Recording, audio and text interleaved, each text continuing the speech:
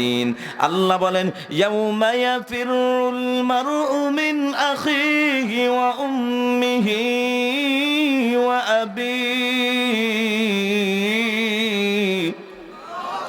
ওয়া সাহিবাতিহি ওয়া বানিহি। আল্লাহু আকবার।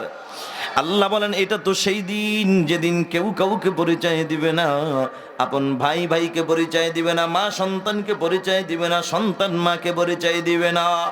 সন্তান মার কাছে যাবে, বাবার কাছে যাবে, ভাইয়ের কাছে যাবে। একটা নেকির অভাবে সন্তান জান্নাতে যেতে পারে না। সবাই তাকে ফিরায় দিবে, বাবাও ফিরায় দিবে, ভাইও ফিরায় দিবে। সন্তান চিন্তা করবে, আল্লাহ